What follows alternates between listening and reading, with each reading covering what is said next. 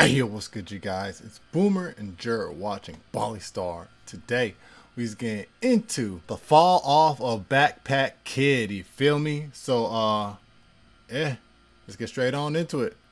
Let's see exactly how he fell off. I mean, pretty sure it's like anybody that has that viral fame. You know what I'm saying? Uh, you know, that's that real 15 seconds of fame type ish right there. You feel me? So yeah, let's get it. Let's go. Viral fame is fickle. One minute you have it, and the whole world can't get enough. Next, no one wants to know you. For those who garner fame off a single trend or temporary craze, the harsh realization that they're nothing more than a civilian once again when the hype dies down can be kinda hard to take. And at the moment, It's like taking a Molly. it seems like no one is more resistant to accepting that his time might be over than this guy.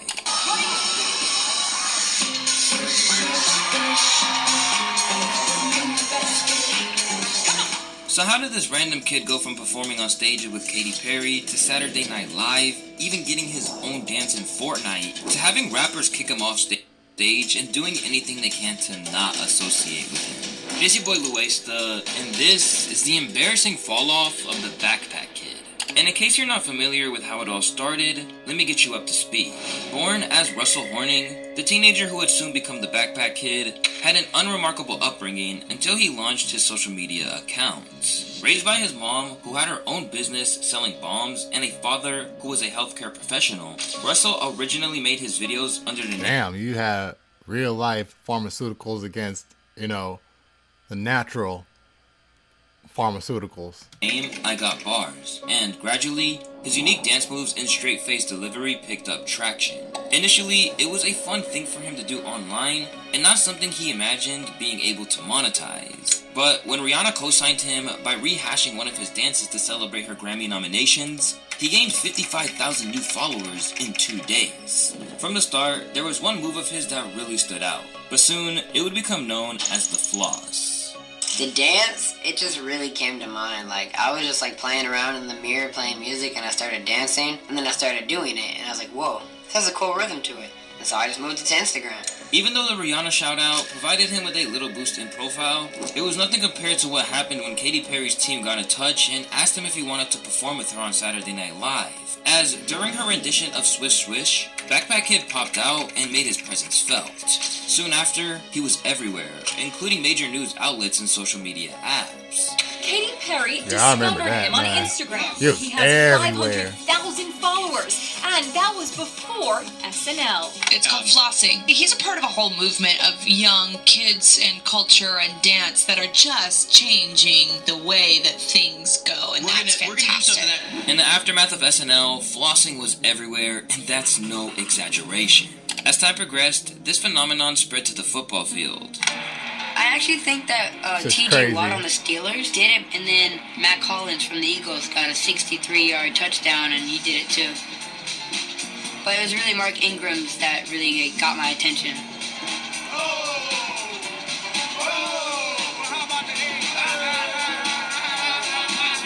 Back when he first did the move on Instagram, Horner probably didn't realize it would eventually have its own Guinness World Record, with 1,154 people doing it in Kentucky to take the crown. But Russell Horner still wouldn't be a household name. Instead, he would make the fateful decision to embrace the Backpack Kid moniker that social media gave to him. And in an interview, he told Complex it was a conscious rebrand. Yeah, I'm trying to do my best. In all the videos, I'm trying to wear the backpack. In public, I'm trying to wear the backpack. And while this move did seem like the best thing to do at the time, his decision to take the name and run with it would come back to bite him down the line when he just couldn't escape it. Plus, there was another major problem, and that was the fact that when the world sees you as a one-trick pony, there's only going to be so much of their attention you can hold before they think it's And so much like doors that are gonna open. over.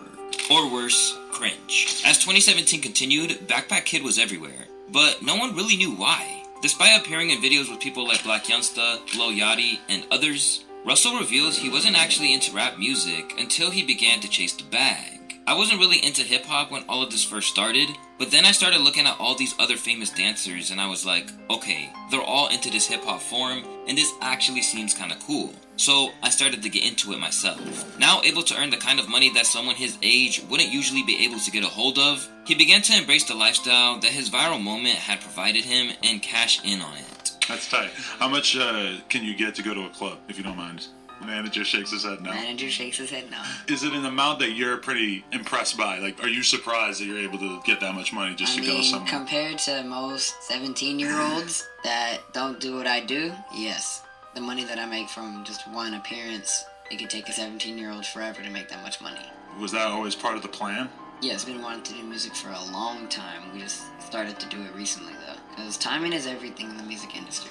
Completely intent on crashing in as much as he could, it wouldn't take long before the kid, who said he didn't even like hip-hop, was trying to become a rapper with the track Flossin'. Earning up to 18 million views on YouTube in 6 years, the track certainly got people tuned in. But the end result wasn't something that fans loved. Instead, they just started roasting him for thinking it was a good idea. This is what happens when you overhype the weirdo kid. Releasing a full EP in 2018, BackPack Kid had tried to use hip-hop culture to his advantage. But beyond laughing at it, people really weren't interested, and this is where the public opinion began to tip. Because while it would be hard to hate a kid for getting a shot at stardom, the fact that he wouldn't let it go and became an irritating presence on all corners of social media made it a lot easier. So with that, the trolling... all he has to do is just come up with a different dance, you know what I'm saying? Because the TikTok that always go the most viral are dance TikToks. So it's nothing really. Yeah. Really? Yes. I feel like you're more of like a beloved icon. Like, people just think you're so funny. To an extent, but like, have you seen my Genius interview? Yes, and I've noticed that it's starting to get a little hate. Yeah, that was going pretty viral too. I did a little interview and then, yeah. People love to see BackPack Kid fail. Did you feel like you got more support as you were growing? And then now that you actually are like really kind of mainstream and everybody seems to know about you, now is that when you're getting the backlash? Kind of, yeah, pretty much. Yeah, at this point, I'm getting so much hate for no reason. Like, I'm just chilling, so I mean, I don't really That's care. how you know you made it. That's outweighing the love on my page, comments-wise. Eventually, users were commenting things like, I feel like that kid really let himself being a meme go to his head. In reality, it's probably just an awkward teen who thinks everyone loves him and doesn't really know the right time or place. It's annoying. Suddenly getting on the public's last nerves with his attempts to infiltrate the music industry, his attempts to get him the bag from the gaming world didn't go down any better. That's because once it was announced that Russell was suing Epic Games, the creators of Fortnite, for using his flossing dance without his permission, he was suddenly in the press for very different reasons. It was really my mom and my management that did the lawsuit. I'm kind of just a kid having fun in life. I'm just letting the adults do all the busy work. I don't really know the law like that, so I can't really say if they're like taking advantage of me or anything like that. But like from a mom standpoint, like a manager standpoint, they think that they're taking advantage of me. I mean, me personally, I don't really care about the money like that. I'm just kind of worried about my birthday tomorrow, and I'm dropping this EP soon. I have more stuff to worry about. While Russell and his family acted like Epic Games was using a legal loophole that prevented him from getting a huge bag, others began disputing his claims that he even invented the dance in the first place. I remember girls at my middle school doing this in like 8th grade. In no way did he invent that dance and think that was his intellectual property. Suddenly racking up L after L, things would continue to get worse for the BackPack Kid when rappers began to see his presence at events as a nuisance. Because where Katy Perry once brought him in front of a global audience, MCs wanted him to get away from theirs for fear of people thinking they were associated with him. For example, Ski Mask the Slump God politely ushered him off his stage during his Rolling Loud set.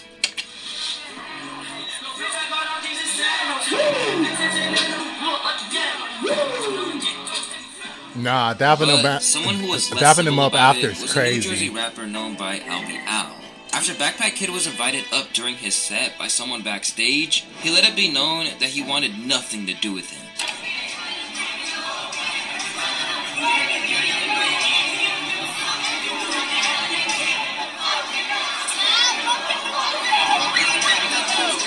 I told him I only want prizes on the stage. And they had all these, I don't even know, weirdos, all type, man, and you gotta fall back. You feel me? Like, I'm performing. It's time for me to work. As the dust settled, BackPack Kid was getting trolled relentlessly for that, and tried to shoot himself some bail during interviews, claiming that if it was anyone else, then it wouldn't be such a big deal. So the guy that was promoting the event, he was like, get up there now, get up there now. So when I got up there, I was flossing, and then some guy put, like, his phone in his way, and so I knocked his phone out of his hand by accident. So I knocked his phone out of his hand, and he was like, get out of here, and I was like, okay, and I just left. Like, we were still on the stage, I just wasn't, like, right there in the middle anymore. Okay, so because people kind of tried to paint the whole thing as if they just kicked you off stage, like, nah, yeah, that dance or this kid. Yes, the thing about the internet is that they always want to see your downfall. They make everything positive negative. I mean, that wasn't really positive, but it wasn't really negative either. Like, if it was somebody super duper famous that kicked me off, that would have been pretty bad for my image. But I mean, like, it's really not that big a deal. Cast out of the entertainment world, even when he tried to do the things he was known for, BackPack Kid should have really heeded the signs and moved on. But instead, he just kept trying to recapture the buzz of the past, with each fresh attempt to revive his career failing flatter than the last. And what he did next did not help his case in any way possible. From learning piano to creating a podcast where he said he'd be discussing his experiences with mental health, among other things, it seems like Russell is determined to escape his past without going as far as to actually try and start over. Because deep down, he knows that he would never regain those millions of followers when it's hard to know what's keeping them there now in the first place. If I change my name right now, the BackPack Kid will forever just be known for that viral floss moment. But I'm trying to reinvent who I am. I want more and more people to realize what else the BackPack Kid does. And if I change my name during this transition period in my life, that'll never happen. Mostly dedicated to TikTok now that his YouTube videos barely pull in 1,000 views, BackPack Kid just keeps putting himself in the position to take losses. As in a recent guest appearance on Kai Cenat's stream, Drewski and Kevin Hart basically treated him like a second-class citizen. What's your name, big bro? BackPack Kid. Huh? BackPack Kid, yeah. I remember him. He was here last time. Yeah, he does. He didn't have the power. He came over here. Had the power. He had the power this time. Like a TikTok. Fucking crazy. He wanted TikTok. Yeah. I do what I do. He wanted TikTok niggas. What does he play? No, he don't play shit. He do the floss.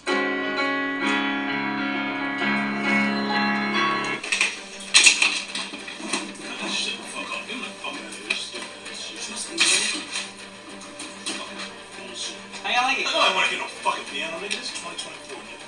Get the fuck out of here. Kevin. So I like it. Nigga, ass shit. Hey, bro. You gonna go places, bro. Appreciate you, man. You gonna go places. Alongside his attempts to play piano, his new pivot where he's tried to become a producer has also been widely ridiculed, with users commenting things like, undrop this shit. This is what not acknowledging that your 15 minutes of fame are up looks like. Regularly told to just put the fries in the bag, bro, when he posts on TikTok, it seems like everyone thinks it's time for the BackPack Kid to retire, apart from the internet relentless, and for the bruh. most part, he's still taking it in stride. Crazy. Fall off of the century? That's me. Left trying to rebuild where there was never enough of a foundation to begin with. Russell's obvious drive to succeed cannot be denied. The only problem is that he needs the public to go along for the ride, and by the looks of it, most of them think that he should have remained in the past and find any attempts he makes to rekindle his brand as completely cringeworthy. And unfortunately, that's not a viewpoint you can reverse too easily. So while he may want to be known for more than that one dance move, the chances of that happening are very, very slim these days. But if you're interested in hearing how a rapper can successfully make a pivot in a new career direction, you can check the video on the screen. Alright, you guys, so that was Luesta, the fall off of BackPack Kid, man. Like I said, bro, all I gotta do is just make up a new dance, you know what I'm saying? It might pick up steam, maybe. But y'all let me know down in the comment section down below. It's Boomer, you're watching Ball Star. Leave a like, support the video if you enjoyed it, subscribe if you're new. I'm gonna catch y'all in the next one, 100. Oh! Yeah.